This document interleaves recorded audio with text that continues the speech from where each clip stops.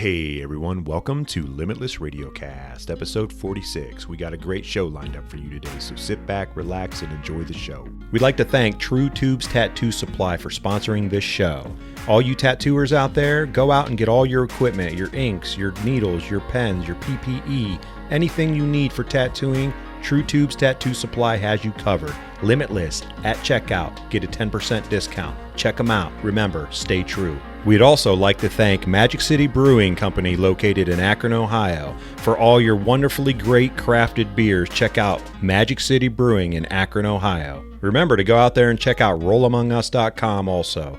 For all your fight gear needs, they have fight shorts, gis, standard gis, lanky gis, rash guards, anything. Some t-shirts, sweatshirts, accessories. You want it, they got it. rollamongus.com, Limitless20 at checkout for a 20% discount. Check them out. Also, go out there and check out battlebomb.com. Limitless20 at checkout for a 20% discount. They have CBD and non-CBD rubs for those aches, pains, those muscle strains. Put it on, rub it in, gonna feel great, trust me. Try it out a little bit, see what it does. I'm telling you right now, I use it all the time. It's gonna feel great. Remember, battlebomb.com, Limitless20 at checkout. Hey everybody, welcome to the show. Thank you guys for joining us. Appreciate all of you so much. Hope you guys are doing well and taking care of yourself, staying safe out there. Today we have a great honor for us. We have an amazing guest with us. He is a 4th degree black belt under Roberto Maya. He's a retired MMA fighter. He's also a color commentator for PFL. For you out there that do not know, that's Professional Fighters League. He's also a color commentator for BattleBots. Yay. One of my greatest shows that I love watching all the time. And he's also a graduate of Boston University in Boston, Massachusetts. It is no other but the legend, Kenny Florian. Thanks, Kenny, so much for hanging out with us and joining us. We appreciate it very much. Thank you so much, man. I appreciate it. Technically, I graduated from Boston College. Or Boston College, different than Boston University. One of my brothers graduated from Boston University. My other from Boston College. It is different. It is different. There are rivals, so I have to point that out. That is right. They are big rivals, aren't they? Just because they're. What is the distance between them? We're on the same street, so we're on the same street. Where there's Commonwealth Avenue. So we're been Commonwealth Avenue rivals for a little bit, but. It's an okay school. It's Well, your brother went there, so it's got to be okay, right? Yeah, no, exactly. And you guys have 2 academies now, or more than 2 academies? So I have one right now. I have one now. I had one in LA for a little bit. No longer affiliated with that academy, but I have an academy in Boston, technically in Brookline, Massachusetts, just outside of Boston, called Florian Martial Arts Center that we've been running since. I guess 2009. Nice. 2008, okay. With my brother Keith. So, yeah. Nice. How's that going? How's everything going there for you guys? It's been good. It's been a little crazy, with COVID and all that stuff, just like everyone else is experiencing. Yeah. It's like we are in probably the worst possible business that you can be in for COVID. But it's been okay. Luckily we have a lot of supportive students and stuff like that. And, we're hoping we're coming to the end of this right here, but it's been okay. Things have been picking up and getting better. Yeah. Yeah, that's good. I'm glad to hear that. I always ask that question just because we've gone through, the 2 years of we're still going through that stuff all the time. Totally. And we've had and others that have listened to the show all the time will know this. So I'm a 3-stripe white belt. So I started right when COVID. Chad's actually my coach. And so we went for what Chad had 9 classes in, and then BJJ shut down. It was like 2 months shut down. So, but I came back because I love Jiu-Jitsu and got hooked on it fairly quickly, and good. And no turning back now. And I'll be 45 in May. I know you're a May child too. I am. Yeah. So yeah, I'm 1 year ahead of you, I think. Yes, you are. Yes. So yeah. Awesome. So BJJ is something out of this world, obviously, that we love particularly, and we like to always educate our guests as much as we can and get into that and everything like that. Was there something particularly that pulled you to it after college? Because I know you played soccer in college. So was it like, someone introduced you?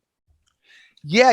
I had discovered Brazilian Jiu-Jitsu like so many other people from watching the UFC. My brother had called me and told me about Hoist Gracie and what he was doing. And I remember initially just being very shocked and disappointed when he told me that it was a guy who was getting people on the ground and just controlling them and getting them in moves that they couldn't get out of, and they had to tap out. I was like, wait, what? Like, he wasn't just knocking guys out. He wasn't this jack dude who was just like, it's like, no, it's weird. He just kind of gets a hold of them and they can't do anything.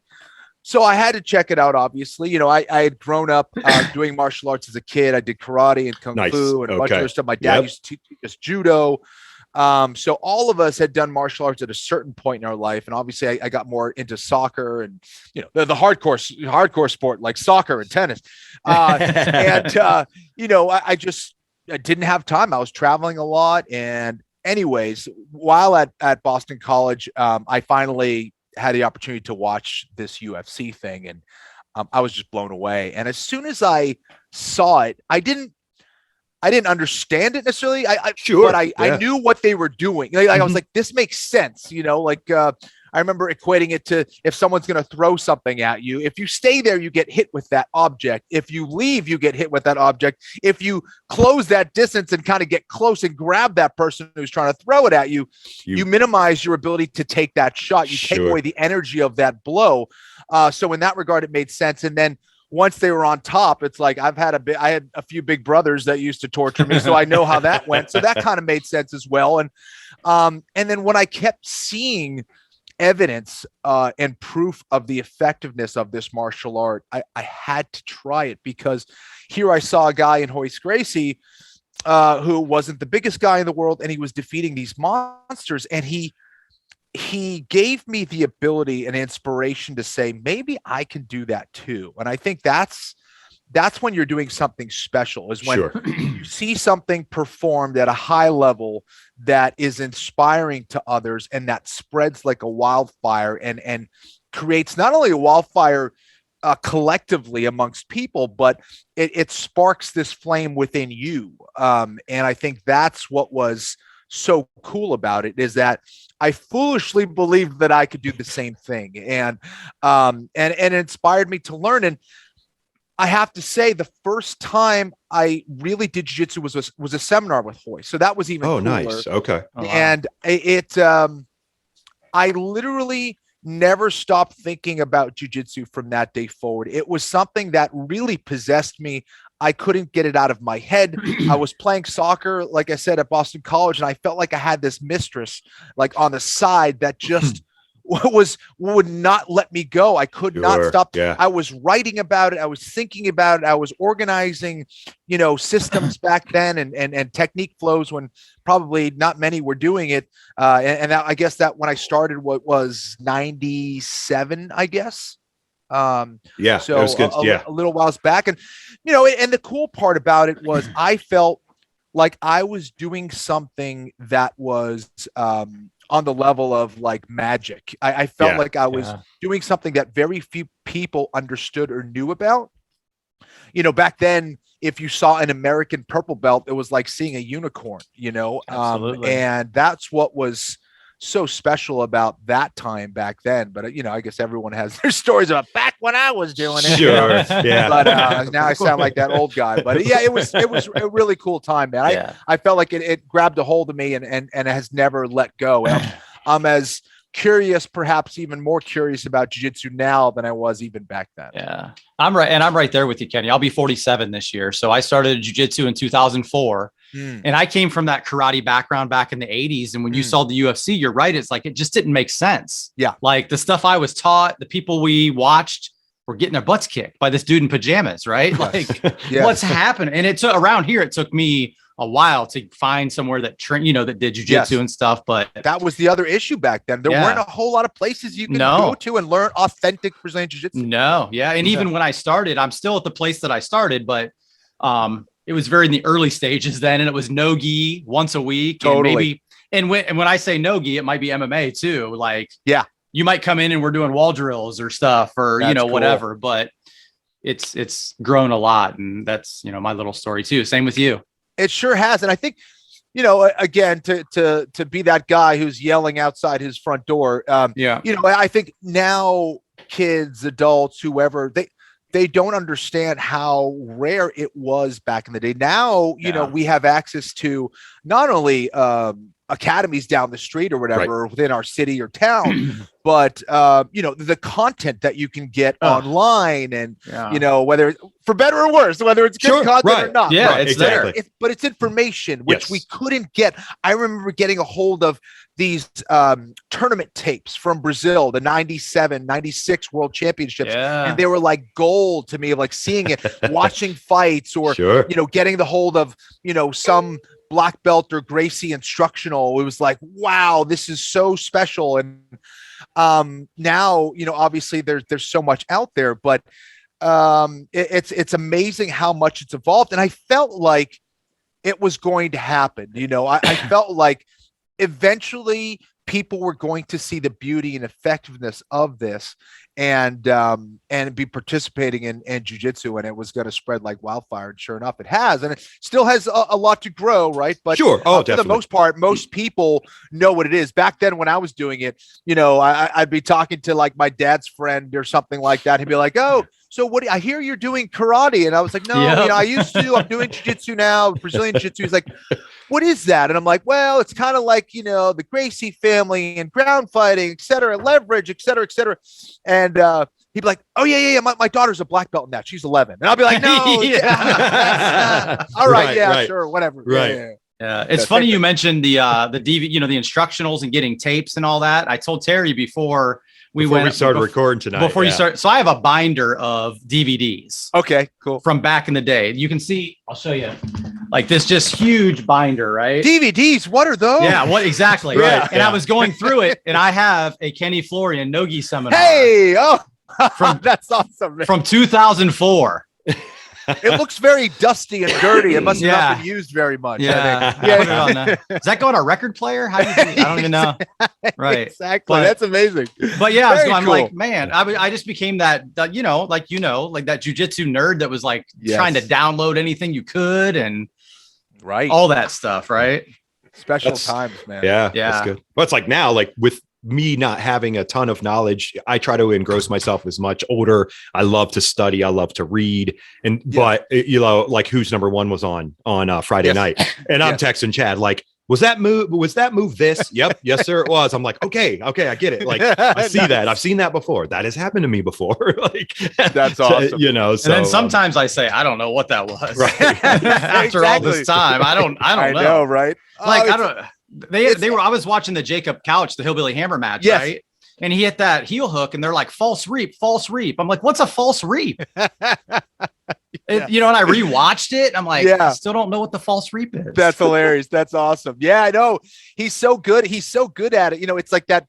Basically from butterfly guard, you know, as if you're sweeping from butterfly guard, instead of going through that bottom leg that would typically take out that posting leg or arm, or whatever, kind of cuts behind the leg. And everyone's, you know, been you know, kind of doing that now. And it's such a tricky move, you know, especially in regards to the leg lock game and all that stuff that's been evolving. It's great to see, you know, this is what we're supposed to be doing. You know, combat is supposed to be evolving. And, you know, you go back to, you know, let's say, you know, the first UFCs, to where grappling was, you know, so dominant back then it kind of went the way of, you know, the wrestler started becoming more dominant as they were doing more of the grappling. And then, you know, of course, the hybrid fighters started to take over, and, you know, it's been really cool to see that evolution, and how people are integrating that, to create their own style, and whatever best fits their approach or their body,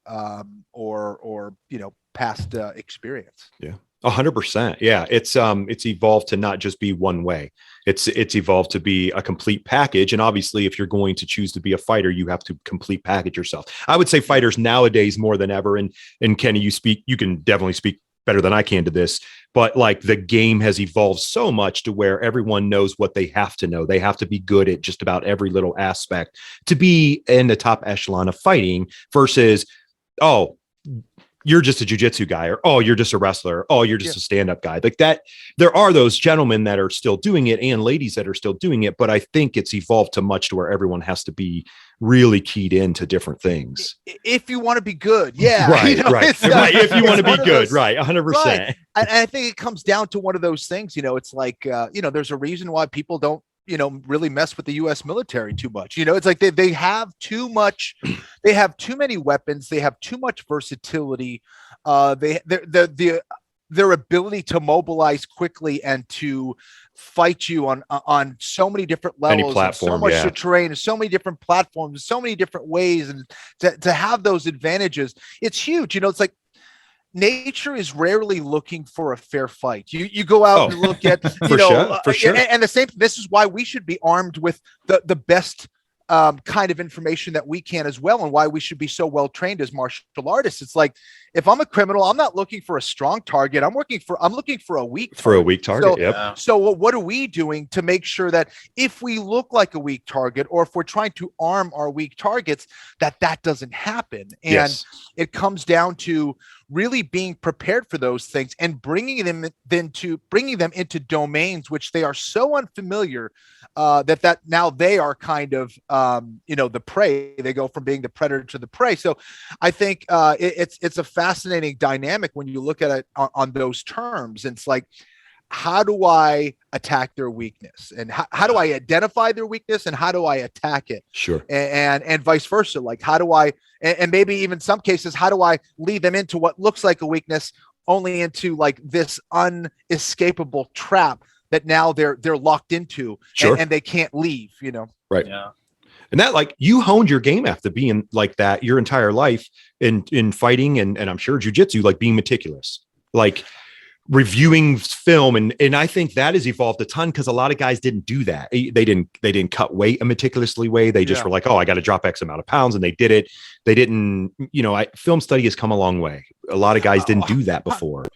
100%, like we didn't have these fancy phones, sure. that does like everything. You said, everything back in the day, now really showing our age here, but now our phone is just so capable. It's like, these are like our brains now. They contain everything. They record the best video, the best audio. Back in the day, I remember like having this really fancy schmancy recorder, and it was like this big, but it wasn't my phone, and I had to, record it and then like download it into my computer. And send it to my coaches, and then review it was like this tiny little screen, right, to watch the videos. And it's amazing how that's evolved. And I tried to be, I think it's interesting. Life is kind of paradoxical in that, sometimes your strengths can be your weaknesses, your greatest strengths can be your greatest weakness. For sure. And, sometimes like I would maybe become too analytical to a fault, where I in any kind of combat, in any kind of situation where you are reacting or need to react quickly, if you're analyzing, it's almost like it's too late. And it got me to really reevaluate things on a mental, spiritual, technical, and even tactical approach, because I find that what I was really preparing myself for was the unknown. In a lot of ways, like, sure, there's tape review and stuff like that, but on the street, like, I don't know what that person's capable. I don't know if they have a weapon. I don't know if they know certain things. How do I prepare for that individual? And how do I prepare for the fighter that, like, I haven't seen? Like, maybe I only have 3 fights of footage and I haven't seen everything that they could do. And 100%. So it's tricky. So I really try to move away from a systematized approach to more of a conceptual approach, where I can think on the fly, or make things more intuitive for me. And that's something I've really been trying to develop a lot lately, and try to pass along to my students. Like, what's the conceptual approach? So then I can free flow within that. It's like, where's the map? What's north, south, east, west? What's the viewpoint? What's the landscape look like?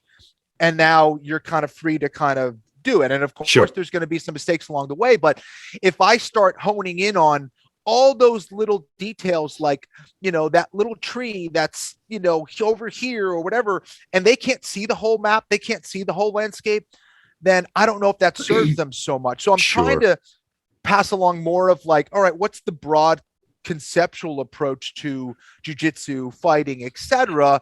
And then from there, allow the student to kind of explore and be more creative and intuitive in their own practice. And then once you kind of get that general idea, from there, you can kind of start to get to the nitty gritty. But I think if you start with the nitty gritty first, it might be a little confusing and could maybe make you a little bit blind to certain things, if that makes sense. No, it does 100%. And I think, and it really, a lot of that has, or part of that, like you said, you know, we need our phones. Obviously, we even us being older, we've grown into this age to use it. It's technology at our fingertips, and we utilize it to the best of our ability. If we're not bettering ourselves, we're trying to better someone else by using this piece of equipment in front of us. And so many people out there now that are entering, you know, jiu-jitsu has become so big. MMA has become so much bigger than it ever was. And you two can contest this, Kenny and Chad, about how the growth of this from, you know, when you guys started jiu-jitsu to all of it, it's a testament of where it's come from and where it's going. And sometimes now there's so much content there that people are looking at the sweet looking stuff or the sweet looking moves. And it's way beyond like what you should be doing. And then you have guys like myself who have minds. So I'm an engineer by trade. So that's my day job. Right. So I tend to analyze everything, and it hurts me. So because I'll overanalyze during a roll and be like, well, too late. Yeah, exactly. Absolutely. I think they said like the mind that is thinking is 300% slower than the mind that is not. And you think about it in those terms, you're like, man, it might be a millisecond or a second, but that might be the difference between, you know, if you're talking about weapon training or you're talking about, you know, getting a submission or not, like life or death, you know, literally. And so, you know, our competition, our sparring, our training, our drilling are all aspects of us trying to achieve that, of trying to achieve, whether it's, you know, you want to call it flow state or, you know, that ability where you're just feeling and recognizing and sensing and moving and sensing and moving. I think that is the most real thing, because, you know, combat isn't choreographed. It's not there's correct. There's certain things that you can be prepared for, but you can't be ready for all things. Right. You know what I mean? And like plan for that in your head, because that's when chaos happens and then you get taken by surprise. And it's rare that the mind that is experiencing something or the body that is experiencing something for the first time reacts properly every single time. It's almost like you can game plan to each little thing, and then if something gets thrown out of whack, it's almost like that's what confuses you. So the mind must be open and ready. Bruce Lee would talk about this over and over. Butchering his quote, but you know, it's almost like you can't be holding on too much. You can't be letting go too much. You have to be ready at all times, but also the mind has to be ready to go wherever it needs to. How do you access information? How does one access information to the brain?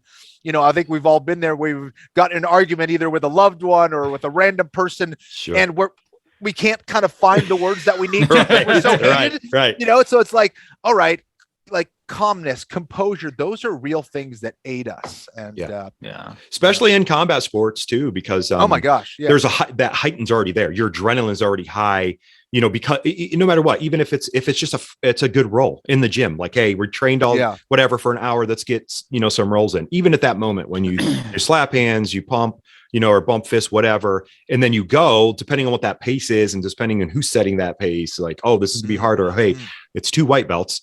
So we're going to be like 2 bulls in a china shop. You know what I mean? Like, so because Chad's always like, let yourself go, like relax. And he's like, you're over analyzing it, or you're going too hard and burning yourself out. And I'm like, I know. Well, and that sounds crazy, Chad. What are you talking about? And that's where we have to find that happy medium of drilling, which is very important, obviously, and rolling in mat time, because you can't replace mat time, right? And actually getting those rolls. And you have people, it's like, oh, drill more. You need to roll more. You got to find that middle ground, because as Kenny knows, because we're really not thinking when we're rolling, right? It's just that from doing it so much, you know, somebody's like, well, how'd you just do it? It just kind of happens, right? Yeah, no, Chad, I'm sure you've been there where you've done things over the course of your career. You're like, I'm not sure exactly. Like, I never did that move before, but I just did it. And my body felt it. Your body feels it. Your body knows better than you do in a lot of ways. Yeah. So it's like, how do I create that? Well, every time I'm rolling, every time I'm drilling, every time I'm practicing, even when I'm thinking about it, I'm creating a certain level of sensitivity. And that's what's been frustrating for me, because, you know, dealing with back injuries, it's hard for me to be on the mat like I used to these days at 45. So I feel like I don't have the same sensitivity that I used to, you know, in some ways, like it's hard for me to get that. So anyways, but that's what we're creating. And that's why, you know, the consistency of being on the mat and having those familiar feelings is what allows us to be fluid, fast, and not hesitating when we need to do something. Yeah. I've even noticed a difference. I'm married, I have 3 kids, you know, family, whatever. And I'll be like, oh man, you know, Chad and I are good friends. Hey, you're going to be at the gym. No, I'm going to miss, or I'll miss a few days and then get back into my, you know, several day routine. And I'm like, oh, I feel like an idiot coming back at first, because I'm like, oh, I felt so good and I was in a flow. And, you know, I'm 2 years in now, almost 2 years in now. So I am getting to the point to where, you know, things are they're starting to come to me and stuff like that. Yeah. It's slowed down depending on who I roll with. If I roll with you know, a young cat that's a white belt, then I'm like, pull my britches up and tighten my string. Is going to be a good one. But but you know, like I can relate to that. Like the more you're on the mat, and I tell people out there, I'm like, just come. I know it sounds dumb, and you read things and people are like, look, the only way you're getting good at this is if you show up. But there is so much lividity to that, because it's that muscle memory. It's like riding a bike. You didn't ride today and then quit for a year and get back on it and do the same thing you did. Like you do it, you know. Absolutely. Absolutely. Yeah. I remember when we came back, so we were shut down for COVID for what, Terry, a couple months, right? Yeah. About 2 months. Yeah. And when we first opened up, we were just kind of doing some solo drills because there were some rules in effect, and all that. But when we got back to rolling, you know, I probably hadn't rolled in 4 months, maybe 3 months, whatever it was. And same with Pete, the other black belt that we have. And one of the blue belts rolled with us, and he's like, man, I thought you guys would have lost a step. I'm like, man, it's like riding a bike after a while, right? You know, you're the worst thing is the cardio, that because you can't, you know, you can't do any other cardio. You want to, my cardio is jujitsu, right? Yes. I've never been a runner or riding a bike or whatever, but I just want to roll more. I love it. Yeah. Did cardio help you being a soccer athlete, Kenny? It did. I think it did. You know, I think it allowed me to really push harder and push pace if I needed to. Yeah. You know, I always say soccer runners are on a different level. Like I had a lot of soccer friends. I mean, it's like yeah, I think we do just a warm up. I think we did like 3 miles as a warm up before practice even started. You know, so I was a midfielder, so it was like you were running the entire time. I did all the running. Yeah, so you know, and I think that helped for sure. And it also helped me in that, like, from being around other great athletes and you know, competing at the Division I level is like, you know, and it's not the pro level, right? Because that's another level. And then you go to Europe or, you know, those leagues, it's like, again, levels. But seeing guys who like knew how to train as professional as possible, who took it seriously, who never took time off, who were playing and training year round, who were doing those things. Like, I felt like at a certain point in my soccer career, I tried to let talent do the work for me. And I didn't push for at a certain point. Like, I wasn't doing all the off-season road work that I should have at certain points. And, you know, I think when my soccer career was over, I was like, I'm not going to let that happen for 2 reasons. First of all, I let people pass me by because I took my foot off the gas. And number 2, I don't have the time in my 20s when I started to like not give it everything I have. If I want to be good at this, if I want to compete as a jiu-jitsu guy, that's how it started. And then like with MMA, it was like, okay, I got to kick it up another level. And it was always this thing of like, Kenny, push more, push further, push harder. And you can definitely go too much and then hurt yourself or overtrain. But you're finding your limits, and you're finding that there's always room to give more and more and more. And I think out of all the things that I'm proud of as far as my career, like the one thing that I'm really proud of, like, people ask me like, what's your favorite win? Like, I don't really care. Like, what, you know, losses, like whatever.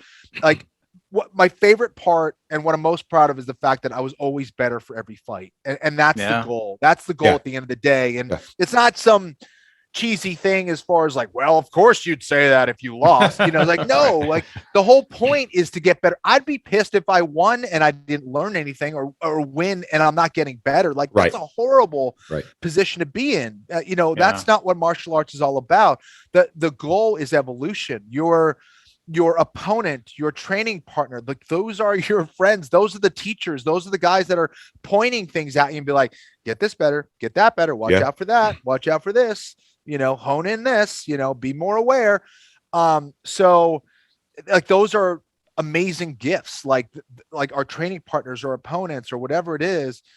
Those are lessons that you can take with you and really improve your game and your overall being, I think. Oh, 100%.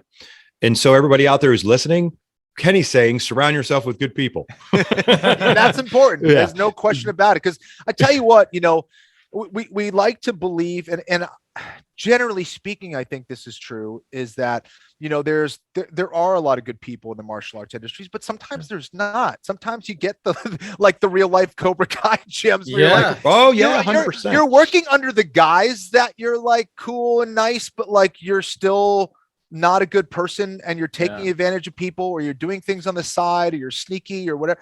So being around good people who want to see you genuinely do well, and like being around other good training partners and being in an environment that is both pushing you, but also not like trying to take advantage or, be scummy like that. Those are the academies that you need to stay with forever. Like those are special places. And, like, there's it's just like anything else. There's the light side and the dark side. And I feel like, being a part of a good gym and having good mentors and good examples is like so crucial and so huge. It's definitely crucial for your journey and anyone getting involved. 100%. Like, you want to feel that welcomed, and you want to understand that everyone there wants you to be better. They're not just looking for themselves to be better. Yes, they want to be better, but they also want you to succeed and be better too, which one thing I love about our gym, I'm sure it's taught the same way at your gym, Kenny. It's like people accept everybody when they come in. I don't care where you're from. I don't care your background. I don't care anything about that. My goal is I want you to be good at everything that you're doing, and you can project this in your life and stuff that you're doing in your life. Go ahead. I couldn't agree more, man. People talk a lot about, golf, how like you can really get to know people, and it's like this unifying thing. I think there's nothing better than jiu-jitsu. It's like you look on any given day on the mat chat of you know better than anybody else. It's like how many different people you have on the mat. You're like, you got the lawyer, the doctor, the hobbyist, whatever, like women, men, like people from all different backgrounds coming together and training, and like everyone's on equal terms, and everyone is pushing each other, and everyone's learning from each other. And it's like, that's the one time where everyone's kind of they're battling, but everyone's kind of getting along and respecting each other. Like, you learn more about an individual in 5 minutes or 6 minutes of rolling with them than even talking with them on a regular basis over the course of 5 years. It's like in 5-6 minutes, you can know so much about what that person is all about. Yeah. And what brought us to that path was jujitsu. I wouldn't know Terry if he never stopped in the gym. You know what I mean? Like, that's the big picture too, is like, we would have never met each other. Yeah. None of us, you know what I mean? Right, like, like I wouldn't, crazy. I wouldn't have this opportunity to meet you like in person or sit down and like, we talk about this and we talked about it before, like, let's say this was NBA or whatever. How many times you get to sit down beside, a Michael Jordan, a Kobe Bryant, a LeBron James or whatever. Like, I just can't have that conversation. But this world, like this combat world, like everyone, and there are, like you said, Kenny, there's some academies that aren't and others that are, but like, it's like, hey man, sit down, hang out for a while, talk about jiu-jitsu. And it doesn't happen. Like, you don't get to sit down to people that you get to look up with in other sports, so to speak. Like you do, you know what I mean? Like, if that makes sense. Yeah, absolutely. I think, I think the thing is, if you're aware of it, is that, we've all been there. We've all been in those difficult positions. It's like, I've tapped 1 million times. I've been beat up 1 million times. I've been, and we're all there. We're all on that same journey. We all understand what that's like and what that's all about. And I think that's what should lead to a certain amount of humility, right? within that domain. And I think that's what's so unifying in a lot of ways. It's like, I've been there too, man. I've sweat like that. I've bled like that. I've done that. I've struggled right where you are. 100%. Yeah. And So it's hard. Jiu-jitsu is hard, man. It is. Very tough. So Terry bringing up about, sitting down with the Michael Jordan of jiu-jitsu, we can't do that. But I want to talk to you about Rafa Mendes. You got to sit down with Rafa. And so I feel he is the Michael Jordan of our jiu-jitsu. He's probably my favorite grappler to watch. I wish I could emulate him a little bit. And I send to all my guys that like to pass, pass guard. And I'm like, I don't even know if he's doing jiu-jitsu. He's like a Jedi, right? And I've watched that interview that you did with him. I've watched that interview that you did with him, I don't know, 8-10 times. Like sometimes I'll just put it on the background if I'm doing something. That's cool. So what is his mind like in person talking to him? It was so educational for me because, and this is something I'm going to do more of, but for me, connecting with those kinds of high level individuals who have attained that high level of skill and have achieved those things that not many people have achieved. I think one thing is common is that his ability to be super present in a conversation or in a moment and kind of shut everything out. Like his focus was very apparent. He was there. He was 100% there. And he was extremely thoughtful in his answers and how he thought about things. And I think the other thing that really struck me was his attention to detail. And it's like, how can I be aware of my mistakes and how can I be aware of what my opponent's trying to do if I'm not 100% there? How am I going to know those things? So many times I think especially in this day and age of social media and technology and all those things, we have to be careful to not be taken away from our human gifts. And overstimulation. It's like we're so easily distracted. We're so easily because there's so much going on and it's difficult because we're tuned into that stuff. But like, how do I tune into one thing at a time and focusing? And I feel like meditation is something that a lot of people talk about, but it is much needed, especially in this world. Right now, I think it's very, very much needed. And how do I tune in? How do I let those thoughts come into my head and then let them be and let them pass through, as opposed to being attached to them for so long? And Rafa it struck me as this guy who is super present, super aware, and really obsessive about those things that are transpiring. Like, how do I make that better? And then you compound that with his creativity and his physical gifts. And work ethic, right? Obviously, that's one of the things. He was training like an animal since he first started. He said that him and his brother, his dad had divorced from his mom. His dad wasn't around.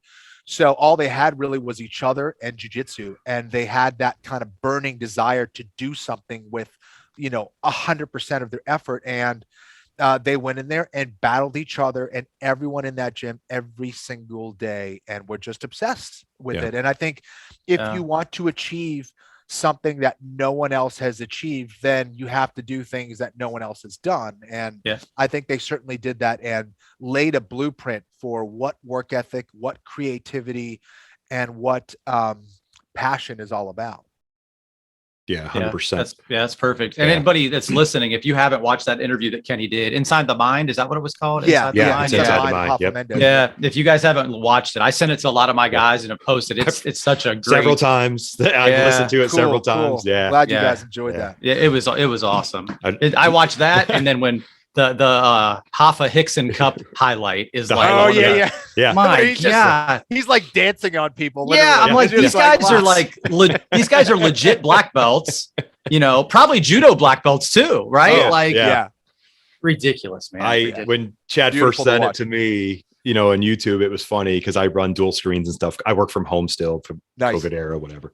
And I would, be working on one screen and I would be running that on YouTube on the other screen. And I'd be like, wow, what's happening? Like, is that, what am I like? How am I ever going to do this? Like, I'm old. This is never going to happen, but holy crap. When he's just like dancing on top of people, like passing and coming back. And I'm like, that guy's a black belt underneath him. Like, wait a minute, right? Like, this is crazy. Yeah, crazy. But that's what makes jiu-jitsu so awesome, man. And it changes people's lives and it opens windows for people. And 100%, man. You know? 100%. I have the opportunity of training with Lucas Lepre daily as well. And he's another one who is just, just a genius on the mat. Something special.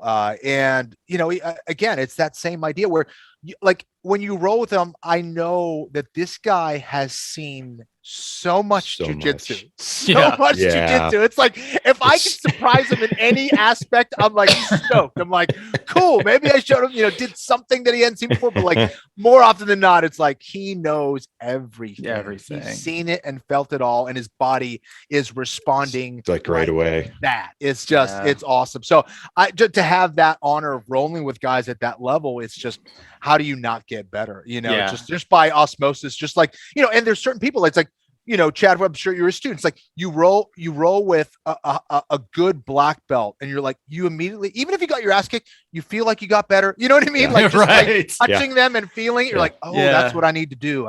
Got it. Check.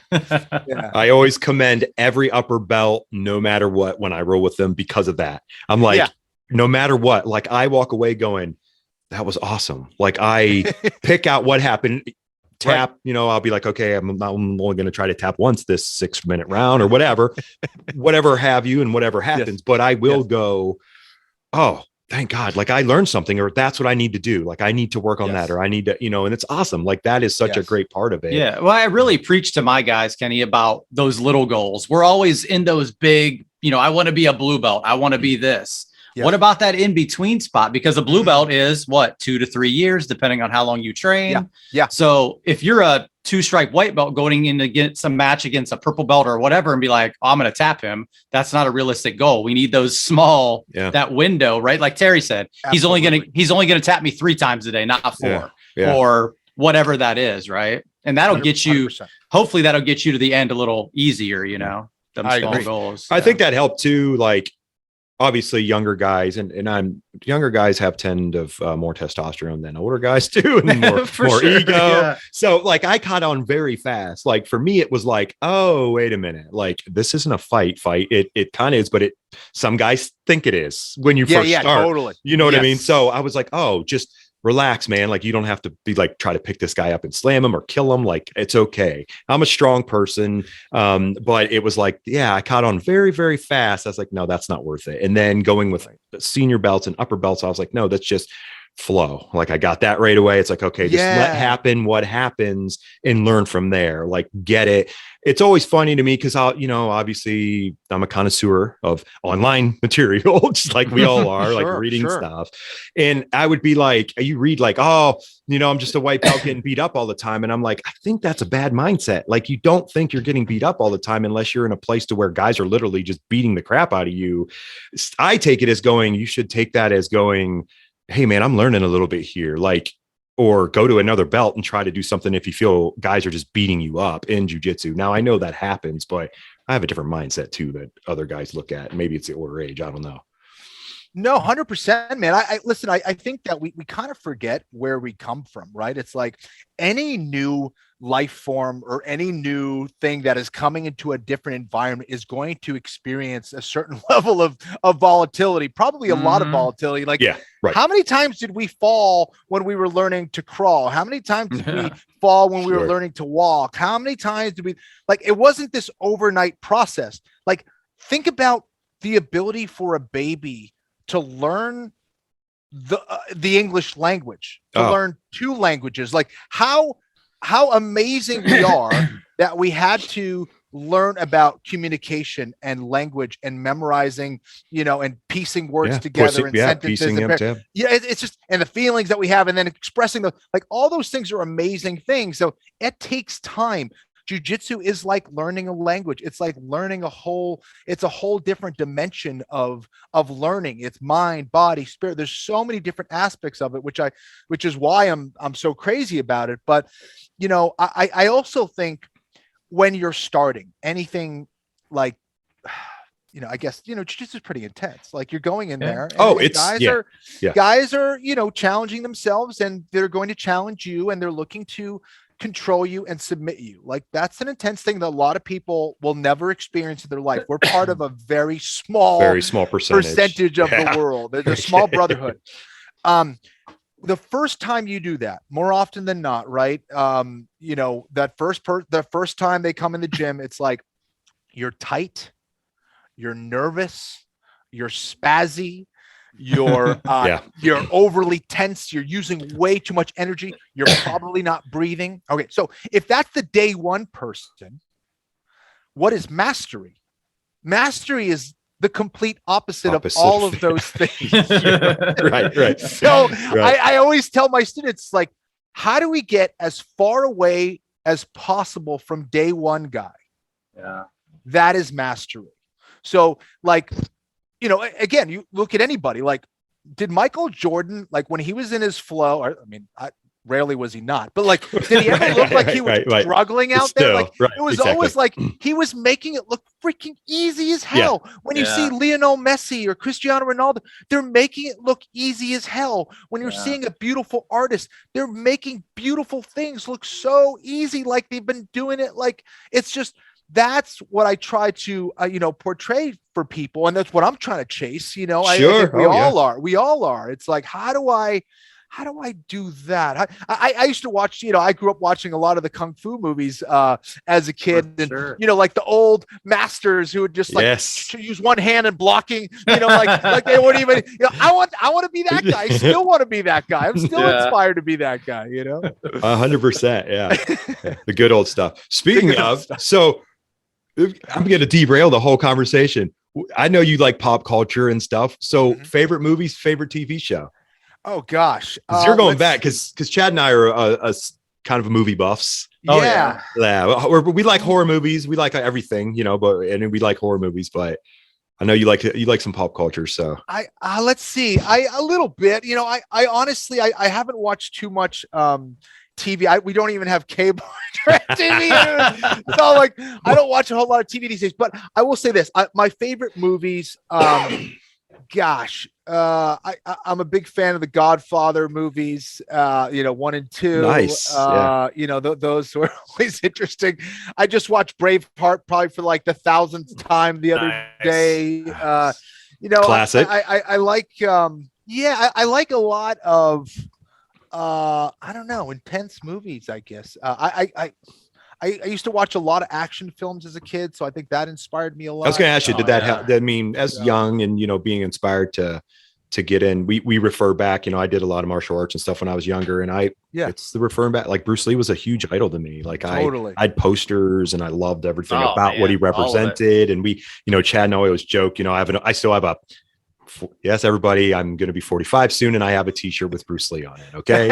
So do I. I have one. Me too, 100%. That's that one. I took a picture of it and sent it to Chad. I was like, dude, I just found this in my drawer. I forgot I had this. I was like, I think I've had this for like 30 years or something. And he's like, I have that same one. I was like, oh, it's so great. It's unreal when you think about, how one man in the 60s had such an impact that, he created a whole generation upon generation of martial artists. Like, when you think about that, that's a dude that was so special in, how he performed, but also in his philosophy. Like I read a lot of his stuff. And I remember even, doing everything from like sticking my fingers in sand and doing, push-ups on my fingertips, trying to be like him, and all the different crazy stuff that he did, and learning about his approach and philosophy. He was so far ahead of his time. It's like he was talking about mixed martial arts before it was that word was that phrase was even close to being formulated. It's amazing. His philosophy and his approach is something that has inspired me, and of course, a whole generation of martial artists. It's very, very impressive. Yeah, it's awesome that you bring up like he was light years ahead in terms of all that. And with like the MMA part, he incorporated moves in some of his Jeet Kune Do that were Jiu-Jitsu-esque, MMA-esque. I mean, there was stuff that was combined. I mean, and you look at Enter the Dragon, where he's, in the opening scene where he's got like little gloves on and like, Speedos, and he's fighting and he's finishes the move with an arm lock and a throw, and he's using integrating striking and grappling and game of death, where he's got the different levels of different martial arts that he had to defeat. Like, just amazing. Right. And no one at that time, it was like, no one would ever. And none of us watched it going, oh, that's what that. We were like, that is awesome. Like, I want to do that. Yep. Good time. Unreal. We grew up in a great era. I always say the best. What's great, you think it, when you really think about it too, is like he passed away before any of us were even born, right? So to keep that, like, he wasn't in our face on TV or doing, we didn't see him in our everyday watching stuff. Yeah. So that's even bigger. I remember I was like probably, I don't know, 6 or 7 watching a Bruce Lee movie, and my brother's breaking it to me that he had died, and I was like bawling. I'm like, oh yeah, he's dead, but he's in the movie right there. Right. How can he be dead? What do you mean he's dead? I'd be like, this can't be right. This is not true. Man. In my head, it's just like, there's no way this guy is dead. Like, it's crazy. He's like the real life Superman. Like, this guy's the real life Superman. 100%. He's existing. I got some nunchucks hanging on my wall in the basement. Hell yeah, man. I love it. We just got to live through like everyone he trained then after that, or who had an associate, like Chuck Norris and you have Kareem. Kareem, and Kareem still with that philosophy. If you ever hear him speak, he still is very much ingrained into that philosophy on that. But that's what martial arts does to you. I tell people this all the time. People will ask me like, how do you have a mindset like that? And I'm like, honestly, I grew up rough. I grew up really hard. At times my life got better as I got older, and I made a transition from my mom to my father moving in. Like martial arts and being in sports or being involved with good people around you as much as you can change that. That was one of the reasons why I started jiu-jitsu, because I wanted to see who I was. It wasn't listening to stuff or anything. I was like, it was something I've always wanted to do, and I just didn't do it. And I was like, you know what? I'm doing it. Told my wife, I said, hey, I'm going to go do this thing called Brazilian Jiu-Jitsu. And she was like, okay. So I called Chad. It was a rainy Tuesday night. And he was like, come in next Tuesday. I was like, I'll be there. That was it. And then I walked in the door, and he was like, here's a gi. I was like, cool. What do I do? That's awesome. It takes a certain amount of guts to start jiu-jitsu at any age, but I think later on in life we put these limits on ourselves, like, oh man, I'm too old, or I shouldn't be doing that, or I don't know about, I was already doing it's so easy to get caught up in that mindset, and I think it's important for us to put our ego aside and challenge ourselves at various points in our life. And I think to do that later on in your life shows a lot of courage, man. And I think, thanks. Yeah. You talked about, find out about yourself. Like, I don't know if I've ever done anything more revealing than jiu-jitsu, like in fighting and martial arts. Like, you know exactly what you're about, and you have the opportunity to change it through certain decisions. And, okay, man, I was a super scared kid, and I knew that eventually I had to reconnect with martial arts. Like, when the first time I did martial arts as a kid, when I was doing karate and kung fu, like, the world stopped. There's nothing else that existed when I was doing martial arts. Just martial arts. And I played soccer at a high level, and I loved it. And it was awesome. And it was so cool. But martial arts was it was like the most spiritual I ever felt. And when I went back to it, I reconnected with that.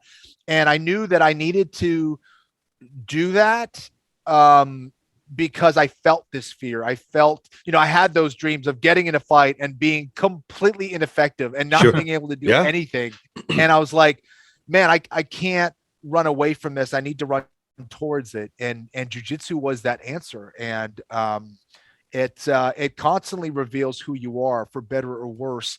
And it gives you the opportunity to strengthen yourself over time. And I think that's what's so cool, is when you see that guy, and I'm sure Chad has many, many, many examples of this, where you get that person who comes in the gym, they don't look you in the eye, they have a real soft voice, and they don't talk up, and they say very few words. And over time, they get their first sweep, or they get their first escape, and they get their first submission, and they start coming out of their shell, and they hold their head higher, and they're walking with better posture, and they're looking you in the eye, and they're using that like voice in their chest as opposed to that soft voice. Those changes, like, man, like, you're changing the world. Like, honestly, it's like, there's nothing better than that. That's the most rewarding thing ever as a teacher, as an instructor, as a practitioner, or even at, like, you see your training partner come out of your shell and like become a different person, more confident person, more humble person, whatever it is. Sure. Like, jiu-jitsu has all the lessons right there waiting for you. Whatever you need, it has it. And I know I sound like a cult leader here, but it has it. It's waiting for you. It does. It literally is waiting to reveal itself, you know? Yeah, it does. It's amazing. Kenny, you hit every point. Like, when you struggle, it's still there to pick you up. Like, in that struggle, even in your journey of struggle, going, man, tonight it was awful. I had a terrible night, but it's still there to pick you up, because then you can learn from it, and it can push you and make you better. And, you know, it's so transitional into everyday life. Like, I would encourage every young person or anyone that has kids, you know, try to get them involved with martial arts for sure, because it's a huge thing. If you have an opportunity to do jiu-jitsu, then do jiu-jitsu, because it can lead to great things with educational wise, for keeping your mind going, or pushing you to get good grades, or be good, and all that stuff. Sports, anything, it doesn't matter. You know, you hit on all those. It's like, I don't know, man, like, you, me, like, we're not getting the lottery ticket, you know, like, very rare that you ever get that. And sometimes that becomes like, you know, a bad thing. But like, is there success without struggle? There is not true success without struggle. It's not. That's the only way. It's up that mountain. And that's the only way to get there. And it sucks. And it's tough, and you're going to fall back down. But when you get to the top, or when you get close to the top, you're going to feel so good and so capable, and learn so many lessons along the way, where you start to believe that you can handle anything that life throws its way. And I think it's one of the most needed things in this day and age. It will always be that way. It's just life doesn't evolve without struggle, without adversity. You know? 100%. Yeah. It's just getting yourself into the right mindset, and so you can overcome that adversity, because we're all going to deal with it every single day, no matter what we're doing. I mean, look at the last several years. Everyone is in the heart of adversity, no matter what your job is, no matter what your life experience is, high or low. We've experienced something that none of us in our lifetime would think we would experience, and it's adverse. So find a new blueprint, reinvent yourself if you can. Don't give up. Push yourself forward, believe, get people 100%. Around you that believe in you, you know, all that stuff. And I feel that's like, one of the best things is the people you meet and become friends with. Like, I don't have any friends that don't do jiu-jitsu, right? Like, you know, pretty much. Yeah. You talk to some people, you know, here and there that you might have, but it's like, man, they're the best people that you'll ever meet. Like, I have how many people I could call at whatever time. It's like, hey, meet me here at 2:00, and they would be there. They probably wouldn't even ask why. Right. It's just, totally. And I really feel, and obviously this goes with the right gym, and Kenny's been around, you know, there's gyms over the years you walk into and you get that vibe, right? Like, oh man, we're going to scrap today. And, you know, and I think the atmosphere you build at a gym is huge. And I feel, you know, on a spiritual side, it's very healing, right? Like like, I've told this story many times on the podcast. My dad passed away in 2009. I spent my time with my mom and my sister and my family. And that night I went to roll. Like, it's what I needed to do. So just to like forget everything. You step on those mats and man, it's gone.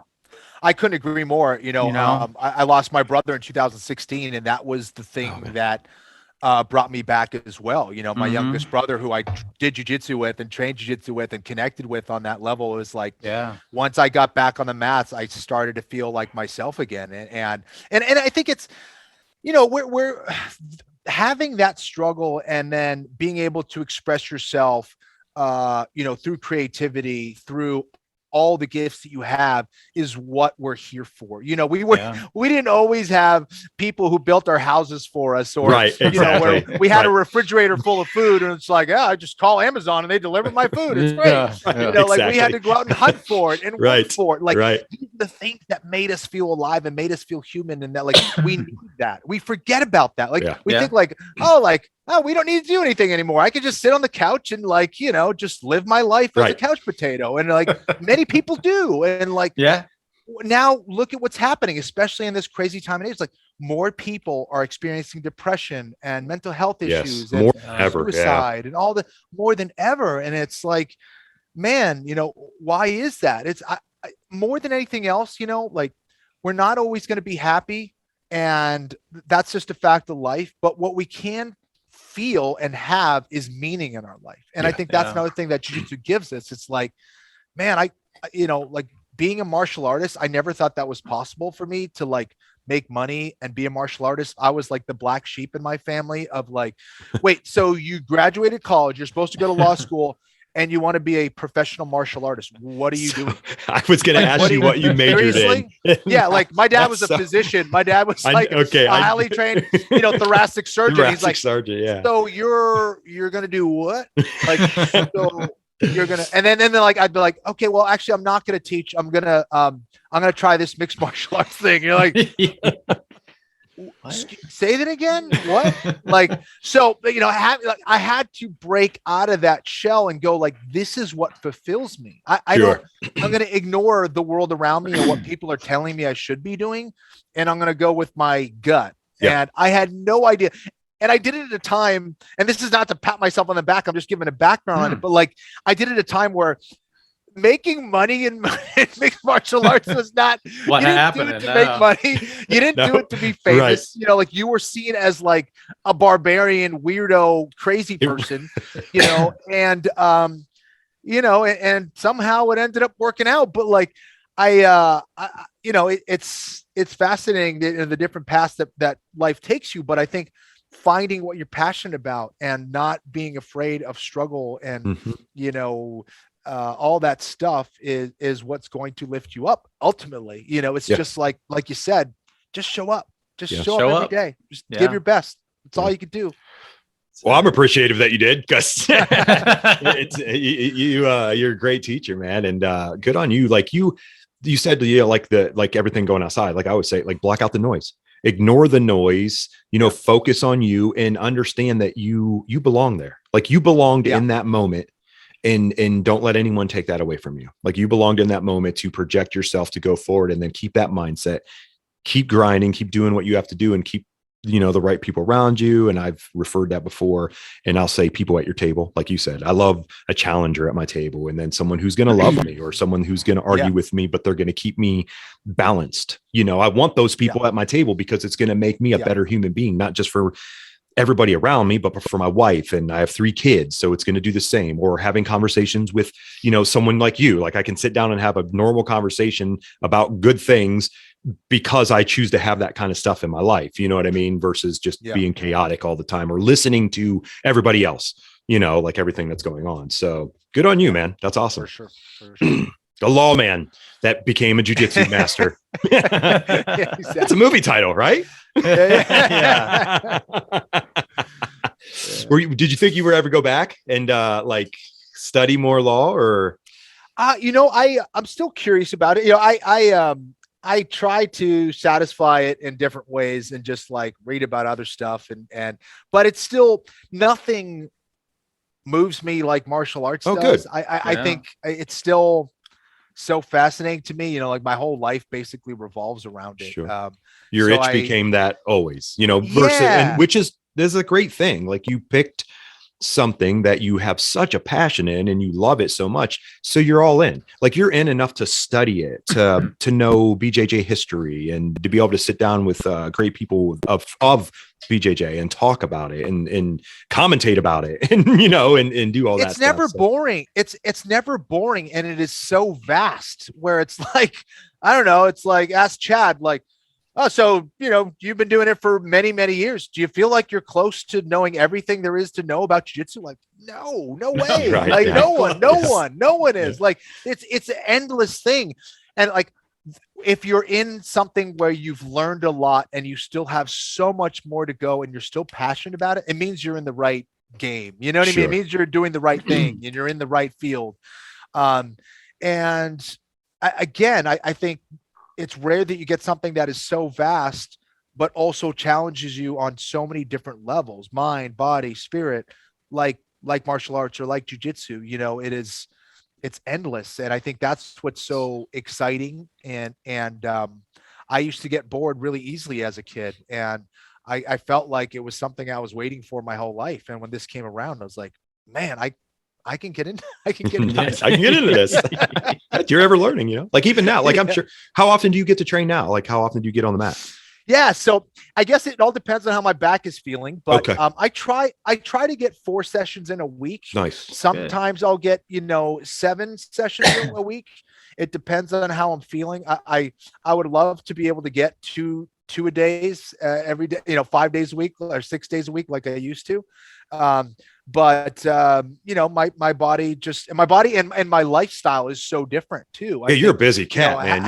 Having 2 kids and jobs and all this other stuff, it's totally different. But I try to, think about quality over quantity, and I try to make the most of my sessions and learn as much as possible and have, a very specific agenda if I'm sparring or if I'm learning, if I'm drilling of what I'm going to do for that day. And so it's a balancing act, but I think hopefully as I get a little healthier, I'll be able to push it a little bit more. You ever want to compete again in BJJ? Yeah, I would love to. I would love to. I competed. I started competing again, I guess, in 2019. And it was a lot of fun, man. 2018, maybe something like that. But I did my first gi tournament after a while, and it was able to win. It was like the Long Beach Open, and then I did the Long Beach Open again and won that. Then I did the SGJF World Championships and was able to win that, and then competed in the Worlds this time around. This year, No-Gi Worlds. Oh, nice. Okay. My back was just trash, but I did it. I ended up winning my first match, and my second match, I went to a draw against the guy who won it all. So I lost it by decision. Referee's decision on that one. So it was a good experience. I'm always learning. I'm always trying to look for ways to test myself, and sometimes my body doesn't always cooperate. Sure. Oh, but, I'm still, I honestly, I really do feel like my, Kenny in his physical prime, if we rolled, maybe not fought, but if we rolled, I do feel like, me at 45 years old would thrash that Kenny in his prime. In his prime. Yeah. I feel like I'm heading in the right direction. I just need to, stay healthy and stay on, everything from diet to stretching and all that stuff, and make sure my body's in the best shape it could be. Good, man. That's awesome. Gi or no gi? I prefer no-gi. I like both, but I definitely prefer no-gi. I feel like, these fingers of mine have been trashed over the years, but so I feel like no-gi is a little bit more cooperative with me, and I like the fluidity and it's like constant movement. Sometimes in the gi there's some stagnant moments, but both are still so interesting and so fun to do. I still do both, but candidly, I definitely do more no-gi these days. Nice. Yeah, I was thinking, Chad and I always go back and forth and ask that stuff all the time. And I was just thinking about Mikey, Musumeci. Yeah. Musumeci. I always screw his last name up. Sorry, Mike, if you ever listen. I've heard it pronounced so many different ways, by the way. So it's fine. But they were talking about that on Who's Number One, and they're like, he really just transferred into no-gi over the last year and really just made that huge leap. And I'm like, man, but his jiu-jitsu is so good. Mm-hmm. Like he just makes the transition look so seamless. So I'm always like, I think there is like he's explained it before, like jujitsu's jujitsu. But it's the grips, and obviously, as you were saying, my hands get tired too. And stuff. Yeah, there's slight differences, but I don't think there's any. There is not on a principles level.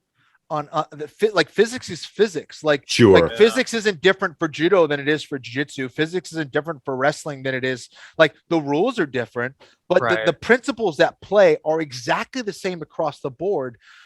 Which is why I think you saw so many successful gi grapplers do well in Abu Dhabi. So for sure, it's changed a little bit, right? But there's guys that are more, focusing on no-gi. But they're the same principles at play. It's just, how do I apply it now in this no-gi realm or wrestling or judo or, And speaking of, like, I've been I don't complain about it because I don't know enough, but I do complain about, like, who's number one, like the 15-minute matches of no-gi. And I'm like, yes, this is terrible. Like, they're so sweaty. Like, they're so sweaty. Like, nothing's happening right now. Like, they're just slipping all over each other. However, I will say this past week's who's number one was awesome. Like, there was a ton of movement. There was no stalling. They were really on top of it. There was great transitions, great moving the entire time, every match.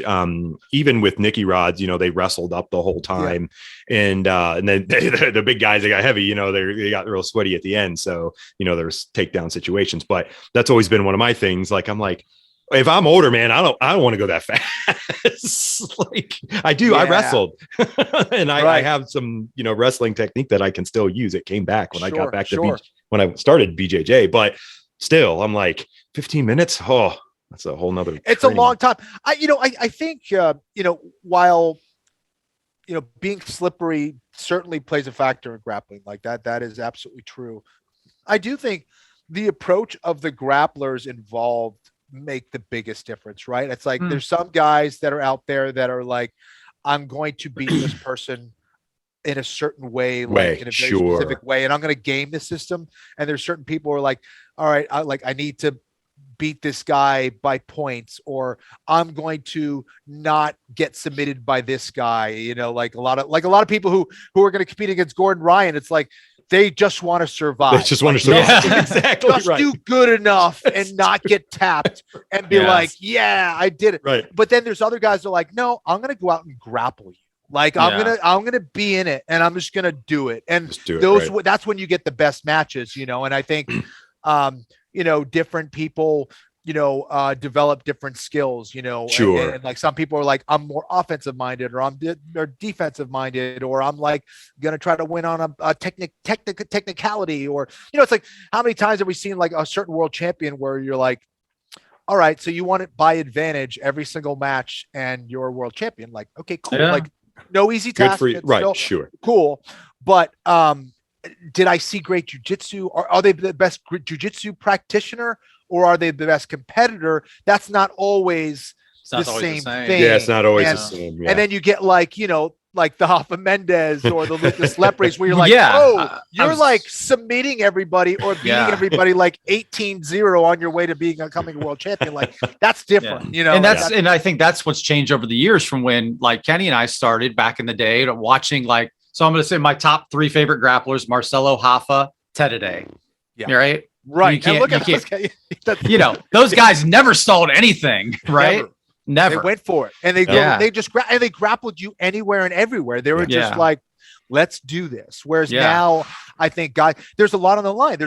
There's more money on the line. More money. Yeah, that's the thing. So now people are like, if I lose this match, I don't get those 10 G's. And guess what? I need those 10 G's to survive. So if I need to win by advantage, like, sorry, I'm going to do this. So no, I'm not faulting them, of course. But like, if we want the sport to grow, and if we want to inspire other practitioners, or if you're like, do I want to be, like, for those that are watching jiu-jitsu a lot, for those of you guys that want to compete or, professionally, or whatever, like, think about this. Like, do I want to be that guy that's winning by advantage, or like winning a lot? Or do I want to be the guy that has the best jiu-jitsu? Do I want to be a trickster, or do I want to be, the universal master? Like, do I want to be the guy who can win matches, or do I want to be like Magnus Carlsen or Roger Gracie or Marcelo Garcia, or do I want to be, whatever, and so and that's cool. Like, it's good no matter what. I get it. No matter what. Yeah. Exactly. Yeah. Right. I know 100%.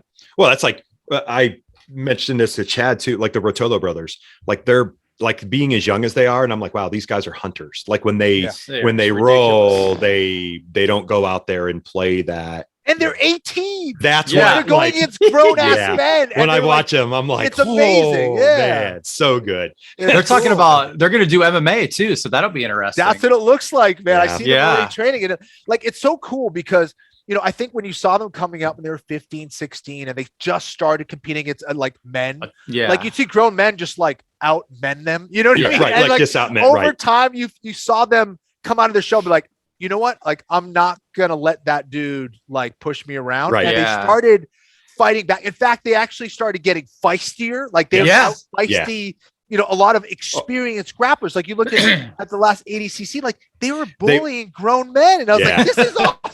So they're going to be a problem because they were so technical already. And they had so much experience. Like they've been training, you know, since they were little. Dad's a black belt.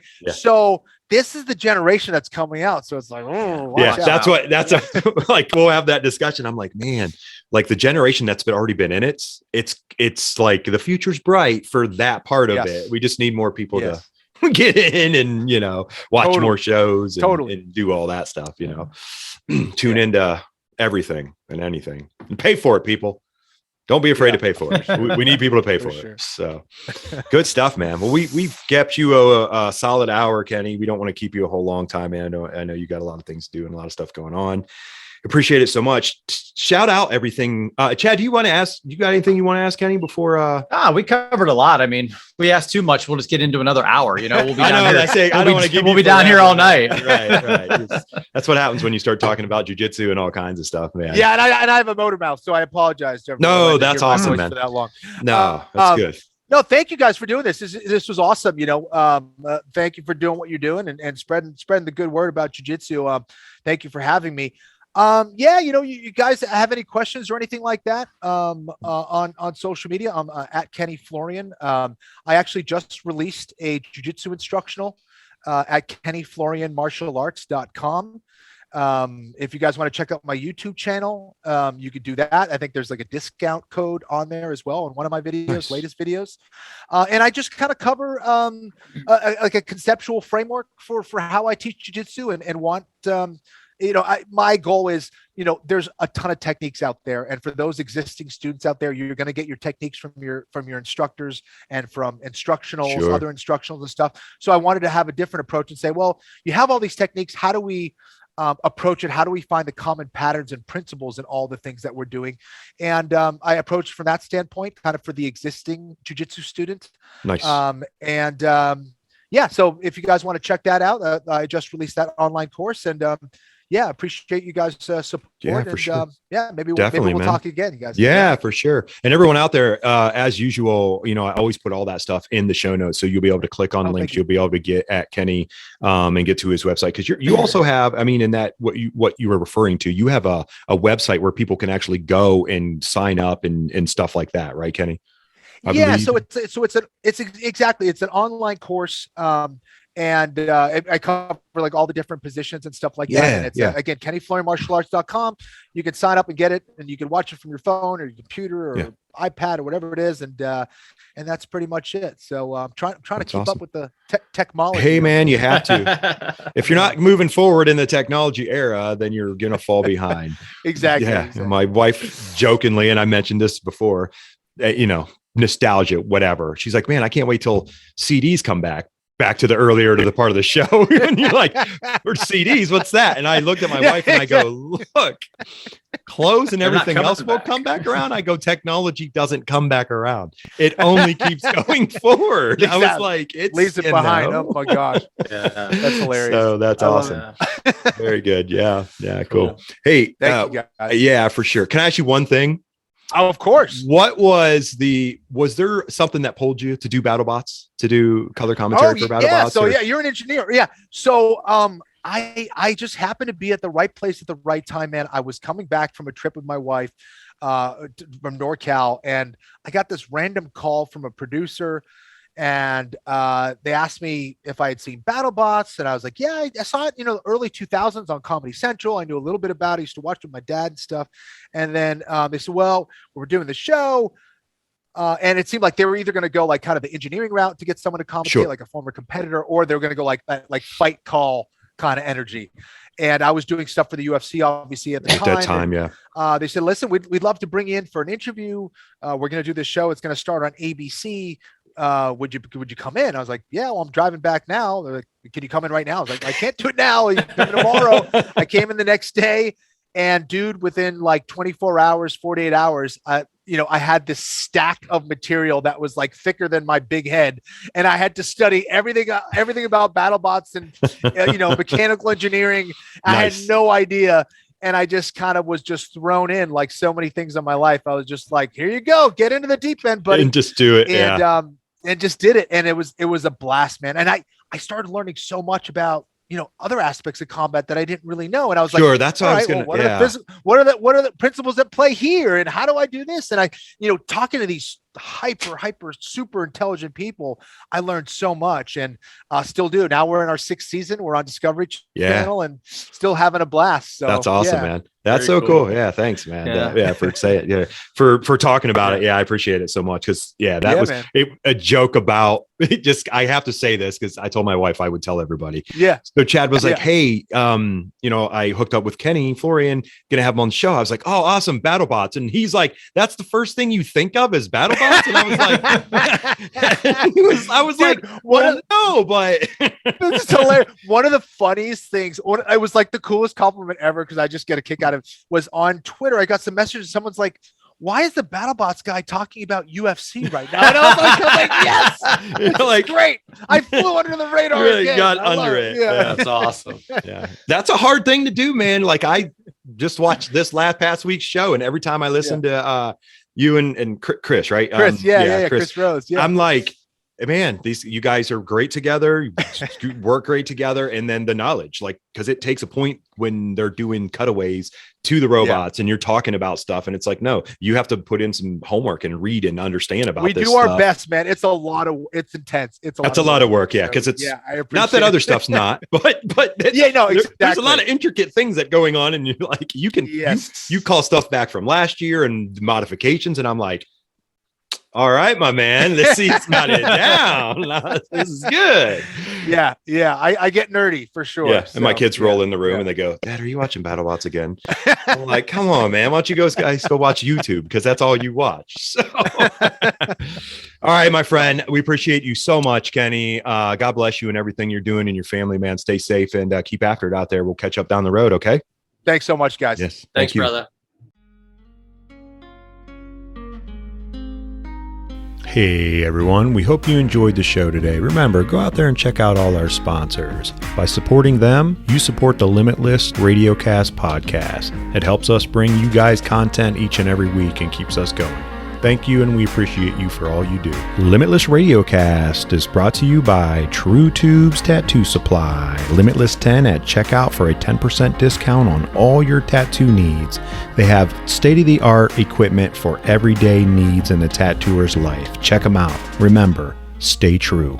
Limitless Radiocast is also brought to you by Magic City Brewing Company. Best beer brewed in the hometown of Akron, Ohio. Check them out. Check out RollAmongUs.com. Put in Limitless20 at checkout for a 20% discount on all your fight gear needs. That's gis, lanky gis, rash guards, spats, fight shorts. They have t-shirts and accessories. Check them out. Great place ran by a great guy. Also, check out BattleBomb.com. Put in Limitless20 at checkout for a 20% discount. You have CBD and non-CBD rub to rub on those aches and pains from hard training, hard work, everyday life. Check them out. Remember, Limitless20 at checkout, BattleBomb.com.